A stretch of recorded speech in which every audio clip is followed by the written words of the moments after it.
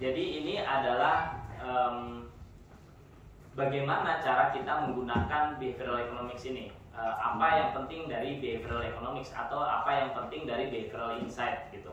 Behavioral economics, we can understand how this error arise. Jadi gimana ceritanya kok bisa orang ini melakukan kesalahan gitu. Kesalahan ini biasanya kita melihat dari sisi pemerintah. Jadi pemerintah melihat kok masyarakatnya kayak gini sih gitu. Why they persist? Kenapa mereka ngotot banget? And what they can do to ameliorate them gitu. Gimana caranya? Apa yang bisa kita lakukan untuk mengubah ini?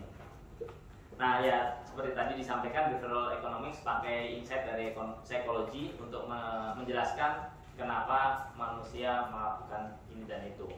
Selanjutnya adalah ini langkah-langkah yang umum dilakukan. Step 1, identify and prioritize risk to consumers. Ini cara kita melihatnya gimana sih cara pandang dari konsumen itu. Kemudian kita lihat root cause-nya apa dan design effective intervention. Nah, sampai saat ini kita masuk ke intervention. Jadi kalau behavioral economics atau behavioral insight, intervensinya itu disebut dengan nudge. Nudge itu ya nyentuh dikit tapi hasilnya besar lah gitu. Kayak misalnya sebetulnya roda bola gitu kali ya. Bola kita mau mindahin.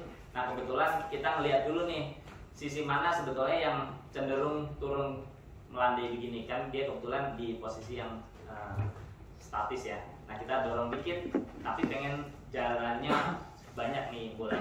Kita bisa dorong ke banyak sisi, bisa ke atas, bisa ke kanan, ke kiri. Nah, kita ngelihat dulu kondisi dari bola ini. Ternyata miringnya ke sana. Nah, kita dorong dari sini. Dorongnya dikit aja. Jadi bukan dorong yang itu disebut nudge gitu. Kayak nyentuh dikit lah gitu. Balik lagi. Nah, ini sebetulnya proses-proses bagaimana cara kita melakukan kegiatan dikaitkan dengan kondisi real di lapangan. Jadi contoh misalnya ini yang bawah ini contohnya adalah kasus di pajak ya. Is this a good taxing management that diganti dengan does tax employee come across a nice person gitu. Ini contoh-contoh perubahan kata-kata yang sebetulnya mirip-mirip sih, cuma hasilnya itu beda gitu. Nah, selanjutnya lagi adalah hal-hal yang mempengaruhi. Jadi yang pertama adalah preference, kemudian belief, dan decision making process.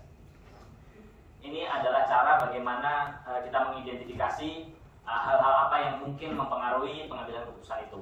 Jadi ada preference, contoh misalnya present bias, preference dependent, regret, dan seterusnya. Belief itu contohnya overconfident, over extrapolation, projection bias. Decision making itu mental accounting, narrow framing, dan seterusnya. Ini istilah-istilah yang biasa kita dengar di behavioral economics atau behavioral insight, atau sekarang sudah hampir semua studi ada terkait dengan behavioralnya.